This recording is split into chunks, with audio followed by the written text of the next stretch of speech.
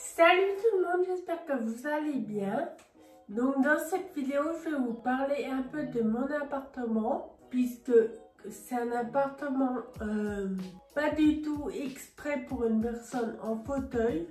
Donc c'est un appartement pour personnes valides.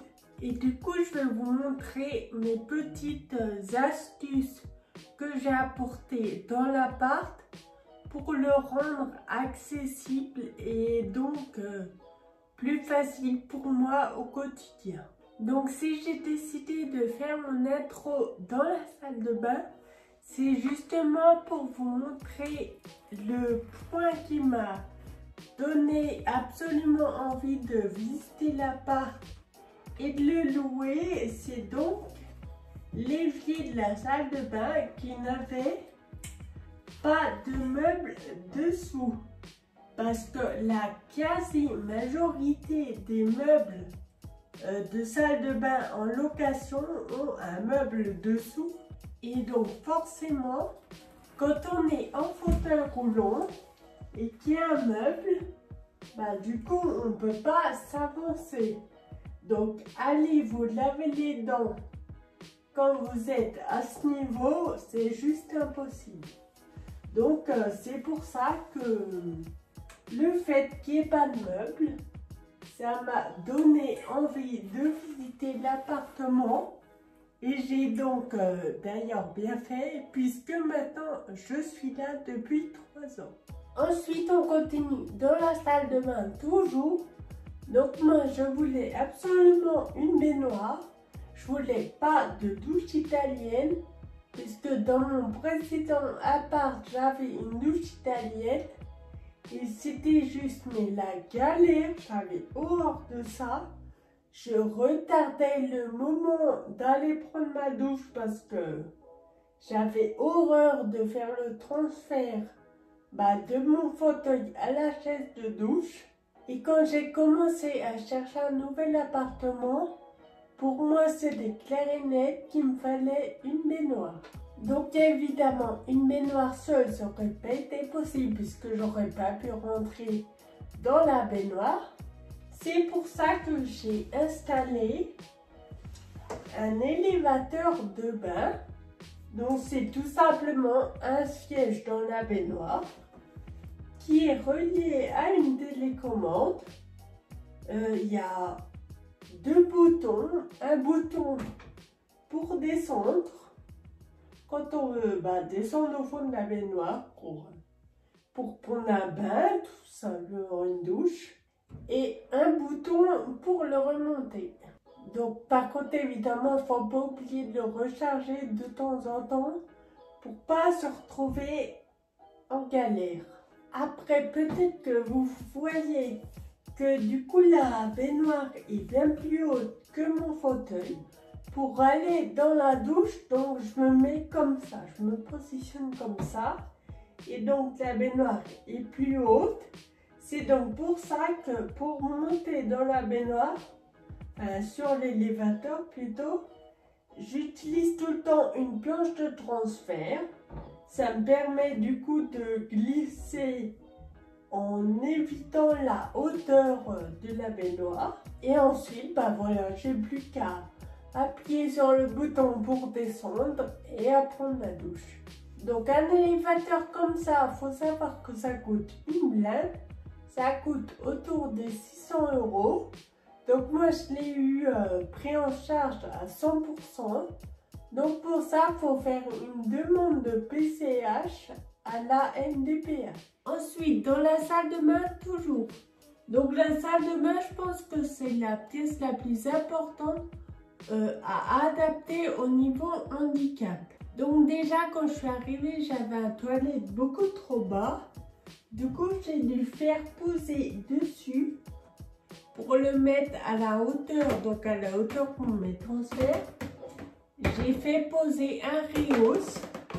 Donc un Rios, c'est tout simplement ça. C'est quelque chose qu'on vient poser sur le toilette pour le faire plus haut. Moi je crois que celui-là c'est un 12 cm. Donc c'est la hauteur qui me va. Sinon, comme on voit le toilette est beaucoup plus bas. Donc c'est tout simplement un petit truc en plastique avec les deux poignées pour resserrer, pour mettre sur les côtés pour pas que ça bouge. Et celui-là, bah, je l'ai depuis le début, j'ai jamais changé. Donc ça fait 3 ans que je l'ai et il me va, il a jamais cassé au niveau là des petits, je sais pas comment on appelle ça, des petits trucs pour resserrer. Parce qu'ils sont tous les deux en plastique aussi. Donc évidemment, faut pas serrer comme une tarée, sinon on risque d'y casser. Mais moi, ça fait 3 ans et il est toujours nickel. Ensuite, au niveau des toilettes, on a aussi les barres de maintien. Donc ça, j'en avais déjà fait une vidéo quand j'avais placé la barre verticale. Donc en tout premier, moi j'avais placé la barre horizontale. Mais du coup, la barre horizontale, elle sert vraiment à tirer dessus et se faire glisser sur le toilette. Alors que la barre verticale, moi vraiment, j'en parle tout le temps, mais c'est vraiment une barre mais que j'enlèverais pour rien au monde. Puisqu'en fait, c'est une barre où on s'accroche avec la main au-dessus. Et au fait, avec la force qu'on a, même pas énormément de force non plus, bah au fait, ça nous permet de nous lever, ne serait-ce que d'1 ou 2 cm. Et du coup, on n'a pas à se faire glisser sur le toilette. Parce que justement, je cherchais cette astuce pour cet été. Parce que quand il fait chaud, du coup, on colle. Donc forcément, on glisse moins bien. Et du coup, rien que de se décoller d'1 ou 2 cm, ça permet de faciliter grave le transfert. Et en plus, depuis que j'ai cette barre verticale, je ne suis pas retombée parce qu'à chaque fois que je tombe, c'est souvent au transfert de toilette. Surtout que c'est le transfert qu'on fait le plus de fois dans la journée. Et depuis que j'ai la barre, je ne suis pas retombée. Donc au niveau de mon lit, c'est un lit complètement normal. C'est pas un lit médicalisé. Il n'a pas le dossier qui peut se relever ou se baisser pour nous s'allonger complètement. J'ai simplement fait une chose. Enfin, c'est pas moi qui l'ai fait, c'est mon oncle évidemment. C'est que du coup, le lit était trop haut. Le sommier, en fait, les plis du sommier étaient trop hauts. Ce qui faisait que le matelas était trop haut par rapport à mon fauteuil. Du coup, ça gênait pour faire mon transfert. Heureusement, les pieds du sommier étaient en bois. Du coup, on les a simplement sciés jusqu'à arriver à avoir la hauteur du matelas au niveau de mon fauteuil. Ensuite, on passe à ma cuisine qui a, elle, été aussi aménagée en grande partie par mon oncle. Donc, il a tout simplement installé ici un grand plan de travail avec tout simplement une planche qui vient de chez Weldom et des pieds qui viennent de chez Ikea. Donc j'ai voulu installer un plan de travail avec aucun meuble dessous, tout simplement pour pouvoir me glisser facilement dessous. Donc là on peut voir qu'il y a un petit peu de bazar parce que évidemment j'ai quand même besoin de rangement, mais vu que c'est des meubles en plastique, du coup je peux les déplacer.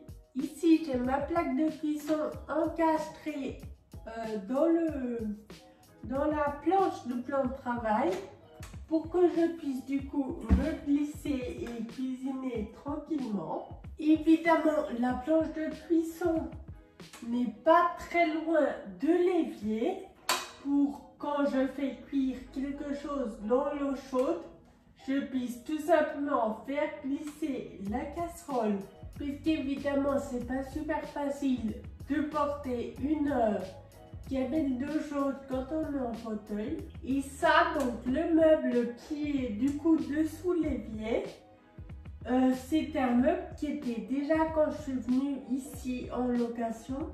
Donc c'est pour ça que je ne l'ai pas enlevé.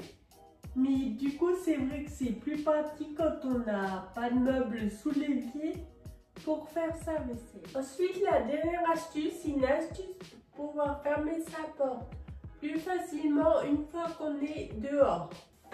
Voilà, donc j'ai tout simplement, je ne sais pas trop si on va bien voir, j'ai tout simplement accroché un morceau de ficelle ou je ne sais pas trop comment on appelle ça, mais au gond ou un truc comme ça, là-haut et à la poignée de porte. Et du coup, quand je suis dehors, pour pas avoir à re-rentrer dans la maison, j'ai juste à tirer la ficelle pour fermer la porte. Donc je vais vous montrer comment je fais. Je prends la ficelle. Donc voilà, j'espère que cette vidéo vous aura peut-être donné quelques idées, des idées auxquelles vous n'auriez pas pensé. Sur ce, je vous fais des gros bisous et je vous dis à la prochaine vidéo. Bisous. Je sors de ma bulle, je crois que c'est l'heure, tout va bien, Alhamdoulilah.